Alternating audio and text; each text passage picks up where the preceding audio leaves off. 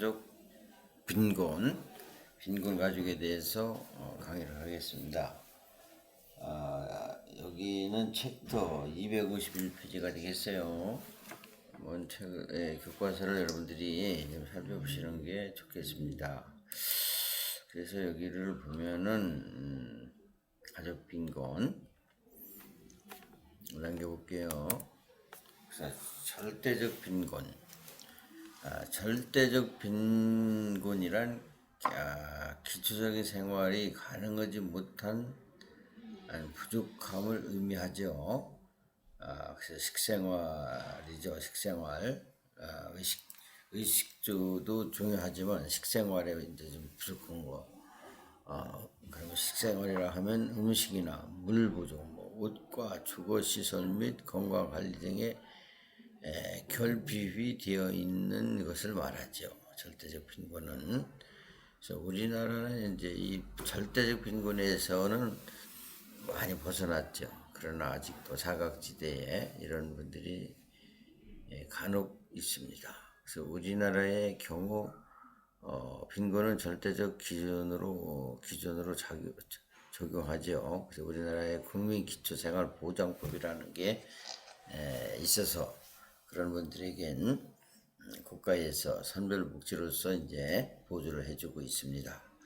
그래서 제2조에 의하면 건강하고 문화적인 생활을 유지하기 위해서 소요되는 최소한의 비용을 최저생계비라고 하며 매년 9월 1일 중앙생활보조위원회 심의를 거쳐 의결을 거쳐서 보건복지부 장관이 공표를 하게 되죠.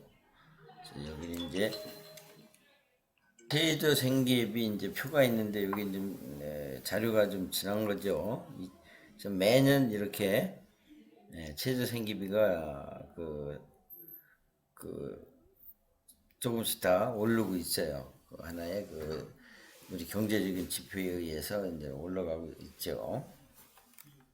그 다음에 상대적 빈곤이에요. 상대적 빈곤. 그래서 우리나라는 어떻게 보면 이제 OECD 국가 중에서 가장 상대적 빈곤이 심한 나라라고 볼 수 있어요. 그래서 행복 지수가 아주 낮죠.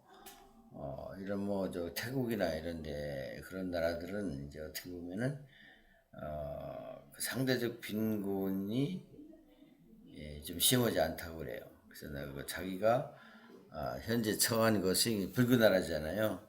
원래 그렇게 태어났다 해가지고 아주 행복 지수가 높은 나라가 태국이나 이런 나라예요. 그래서 상대적 빈곤이란 한 사회에서 타인과 비교를 할 때 부족함을 느끼는 것을 의미하며 상대와 비교할 때 빈곤을 느끼지만 그것이 곧 건강이나 기초적인 일상생활에서 위협이 가해지는 그런 상태는 아닌 것이다.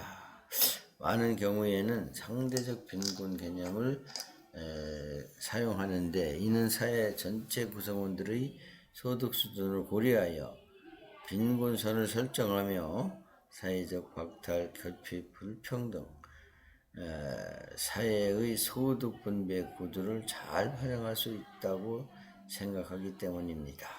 그래서 세계적으로 빈곤은 상대적으로 규정이 되는 추세이며 EU의 경우 각 회원국의 평균 소득이 50% 미만을 빈곤으로 규정할 만큼 범위가 확대되고 있는 상태이다. 여기 보면은 국가별 빈곤이 있죠. 그래서 이스라엘이 이제 빈곤 4.6, 헝가리가 10대 1 이렇게 해가지고 이제 여러분들이 참고를 하시면 되겠습니다. 그래서 빈곤 가족 서비스, 국민기초생활보장법 제도가 있죠. 우리나라는. 그래서 지난 40여 년간 시혜적 단순 보호 차원에서 생활보호제도로부터 저소득층에 대한 국가 책임을 강화하는 종합적 빈곤 대책으로 전환되고 있다. 그래서 국민기초생활보장법은 그 생활보호법을 대체한 법률로 1990년 9월 7일 7일에 제정되고 2000년 10월 1일부터 시행했다. 2023년에 생계비 급여 선정 기준의 단계적 상황, 재산 기준 완화 등을 포함한 제3차 기초생활보장계획 24-26을 발표하여 약자 복지 강화를 위해 국민의 기초생활을 실질적으로 보장하고자 노력하고 있다. 현재 우리나라의 국민 기초생활 보장 제도의 급여는 생계급여, 주거급여, 의료급여, 교육급여에 또 해산급여, 장제급여 이렇게 나눠주고 있어요. 재활급여도 있고 이런 그 하나의 급여 종류가 여러 종류가 있습니다. 여기서 보면은 이제 생계급여는 의료, 교육, 자활급여, 특례자, 에이즈 쉼터, 노숙자 쉼터 등 한국행생보호공단 시설 거주자 등 국가가 또는 지방자치단체로부터 생계비를 지원받는 자를 제외한 모든 수급 대상이다. 급여 내용을 보겠어요. 의료, 음식물, 연료비, 기타 일상생활에 기본적으로 필요한 이렇게 금품도 지급을 하죠. 물품도 준다는 거예요. 그래서 근로 능력이 있는 수급자에게는 자활에 필요한 사업 참가할 것을 조건으로 생계급여 지급 모든 수급자에게 생계급여를 기본적으로 지급한다. 긴급급여는 기초생활보장법 급여 여부 일정 결정 전이라 갑자기 생계 유지가 어려워져 생계급여가 필요한 경우를 위하여 긴급급여를 지급한다.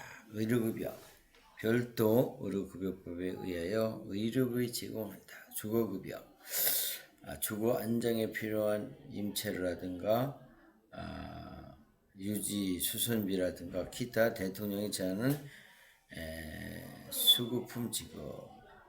교육급여는 입학금, 수업료, 학용품, 기타 수급비 지원 등이 있다. 또 해산급여가 있고 장제급여가 있고 자율급여가 있다.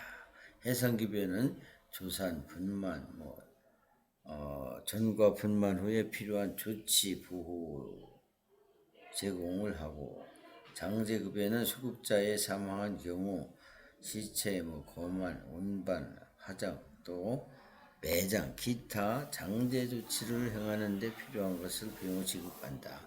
자활급여는 자활에 필요한 금품이나 지급 대여, 자활에 필요한 기능 습득의 자원, 취업 발전 등 정부와 제공 공공근로 등 자활에 의한 근로계획 제공, 자활에 필요한 시설 및 장비 대여, 기타 대통령이 정하는 자활 조성을 위한 각종 지원 제공, 자활 후견기관 등 지정, 자활 공동체 설립 운영이 있다. 빈곤 서비스에 있어서 보장 단위를 보겠어요. 가구 세대 단위로 보장하는 것을 원칙으로 하되 특히 필요하다고 인정되는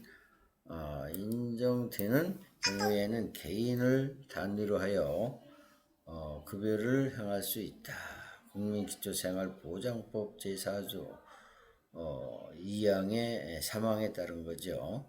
가구 단위 보장 가구에서 속한 모든 가구원을 상대로 하고 있고 개인 단위 보장은 특정 가구원, 입양, 아동 등이 있다. 선정 기준은 수급자로부터 선정되기 위해서는 소득 인정 기준과 분양의 무자 기준을 동시에 충족시켜야 한다. 2026년, 2024년, 2025년 기준 중의 소득을 한번 보겠어요. 여러분들이 이걸 이제 참고하시면 되겠습니다.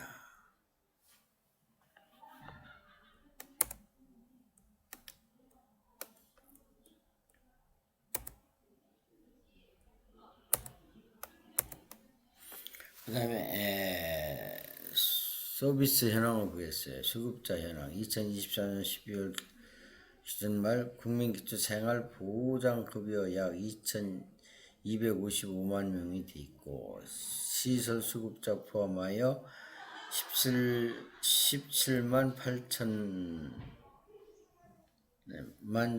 8천 가구가 있고 또 수급자 종류별로 보면은 일반 수급자는 96.2%, 2,458만 6,008 그런 그 명이 있다. 이게 숫자는 뭐 그렇게 필요하진 않고요. 이런 정도의 숫자가 있다 기억하시면 되겠습니다.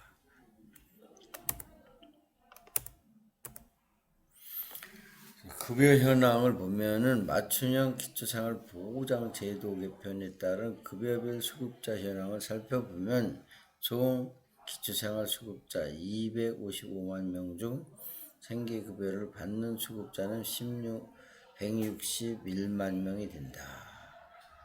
그리고 128만 가구 정도 가구를 따지면 의료기부 받는 숫자는 143만 명. 이렇게 통계가 나와 있습니다. 여러분들이 참고하시면 되겠고,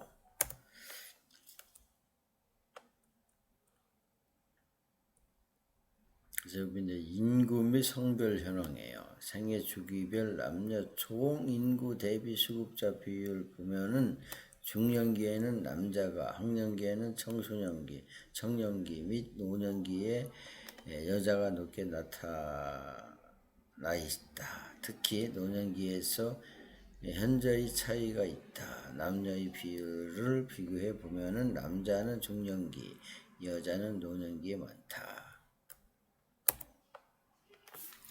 취업 현황이에요. 수급자 중 비경제활동 인구가 93.1%이며 경제활동 인구는 약 6.9%이다. 경제활동의 특성을 보면 고용이 불안한 임시고용과 일일고용, 실적 및 미취업자가 대부분 전체 수급자의 5.95%, 경제활동 인구 수급자의 85.7%이다. 한편 임시고용 등을 비해 상대적으로 안정된 상시고용이나 자영업 및 농수초교 일부 전체 수급자의 1%, 경제활동 수급자가 14.4%이다. 가구별을 보면 이렇게 이제 빈곤 가정의 현황이 있는데 이건 참고하시면 되겠습니다. 이런 거 다 참고하시면 돼요. 이렇게 이제 통계별이 많이 나와 있네요. 우리 교과서에 이건 뭐 참고하시면 되겠습니다. 이걸 일일이 설명할 수는 있고, 그 다음에 한부모 가족 지원 제도를 보겠어요. 한부모. 이제 편부모라고 됐어요. 아버지가 없는 가족, 엄마가 없는 가족, 또 조부모하고 사는 가족, 조선가족이라고 하는데 이런 것들을 이제 합해서 한부모 가족이라고 하고 있습니다. 한부모. 고등학생 수업료 입학금 전액 지급을 하고 있고 6세 미만 아동 양육비 1인당 월정 매월 지급을 하고 있고 복지급여 대여 저소득 한부모 가족으로 자립 및 재활 의지가 뚜렷하고 현실성이 있는 사업계획을 제시해야 되고 전세 입자 중 무주택 저소득 한부모 가족 세대주의 전세 보증 급여가 있고 영구 임대주택의 입주가 있어요. 무주택 저소득 한부모 가족에 대한 지방자치단체에 관리하는 영구 임대주택 아파트 지역 설정을 감안하여 일정량을 저소득 한부모 가족에게 우선 공급하고 또 한부모 가족 복지시설 기능 보강 사업이 있어요. 그래서 모자 보호시설이라든가 모부자 보호시설, 모자 자립시설, 일시보호시설, 미혼모 시설이 있어요. 미혼모 공동생활 가정 등의 일정 기간 보호하는 생계 지원하고 퇴소 후 자립 기반을 조성하는 그런 기관이 있어요. 미혼모. 또 한부모 가족 자녀 양육비가 있어요. 한부모 가족 자녀 양육비는 청구 소송 미혼부 이런 상대 자녀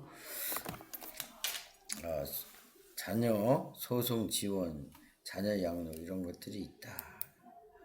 핸드폰을 좀 끌게요.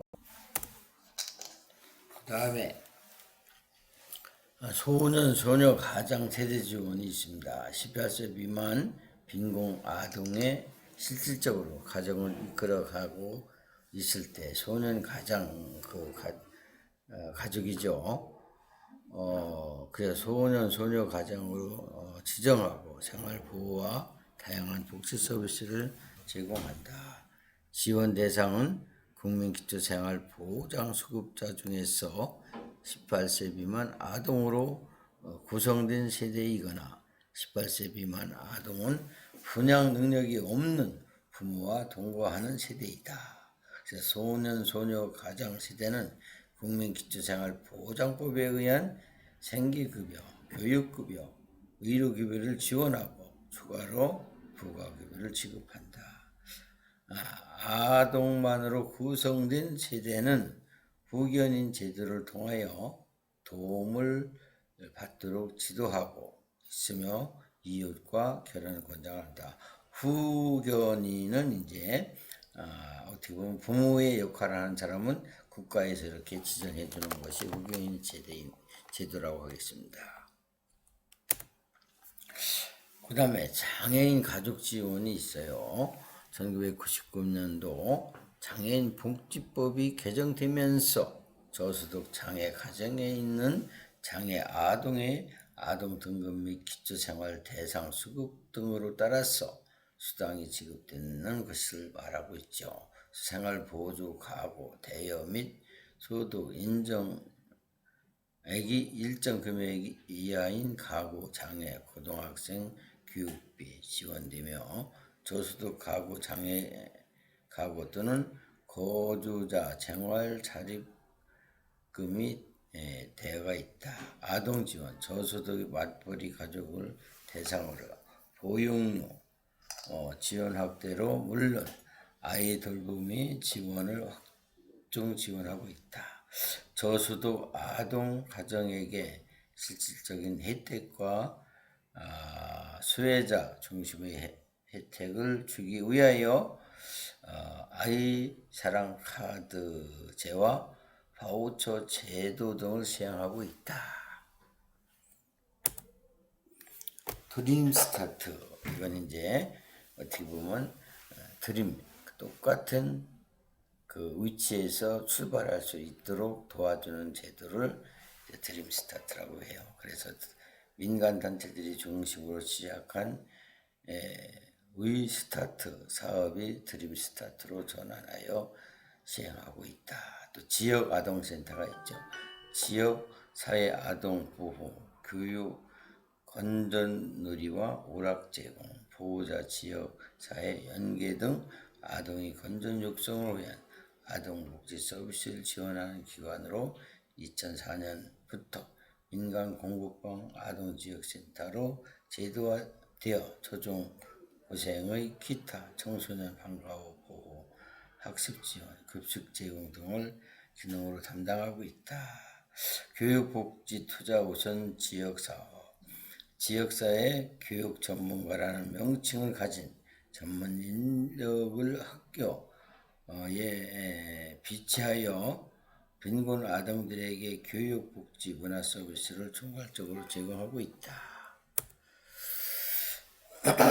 원인 및 실태 파악 빈곤의 현상과 유익 과정 및 빈곤 탈출의 노력과 기제에 대한 이해에 대한 종합적이고 심도 있는 조사와 연구를 통하여 빈곤, 악순환 영향을 극복하고 보호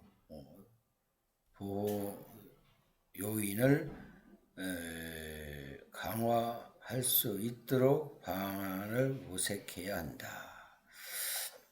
그 다음에 지원 제도 개선 보완, 수급자를 선정할 때 탈락적인 선정 기준을 적용할 필요가 있으며 급여 수준도 강화되어야 할 필요가 있다. 예를 들어 일시적인 소득 증가였다고 수급비를 상각 또는 상실을 통해 자립의지 감소 및 장기적인 자립 가정으로부터 전환이 불가능해진다. 맞춤형 지원 제도가 있어요. 맞춤형.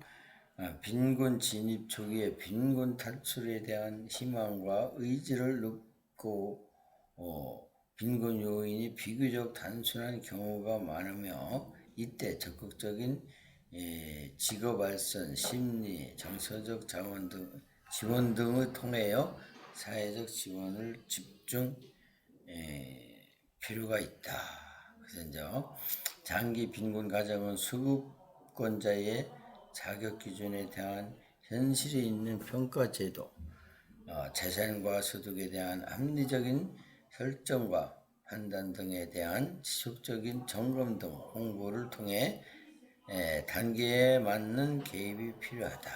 소득 분배, 노동시장 여건 약화는 상황에서 저소득층 근로지원, 세액 공제 제도의 도입과 최저임금 수준의 현실화 요구가 되었으며 최저소득층을 위한 지역교육과 알선 대책 시행이 되어 맞춤형 소득 분배 재정 정책이 실행되어 빈곤 탈출할 수 있는 구조가 마련되어야 한다고 생각하고 있다.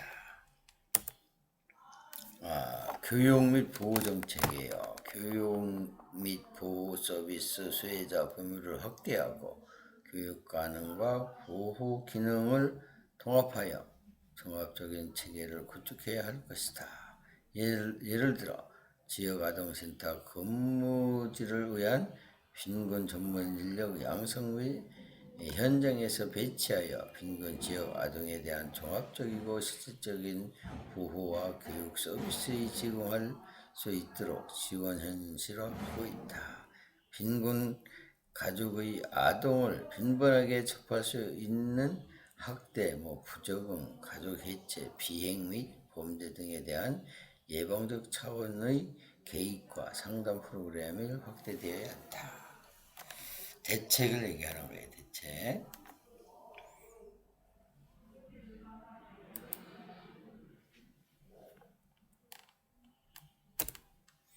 그래서 여기까지 오늘은 강의를 하겠습니다. 정말 수고들 많이 하셨습니다. 다음 시간에는 이제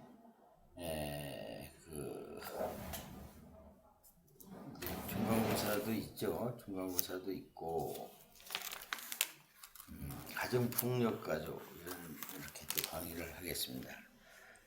수고들 많이 하셨어요.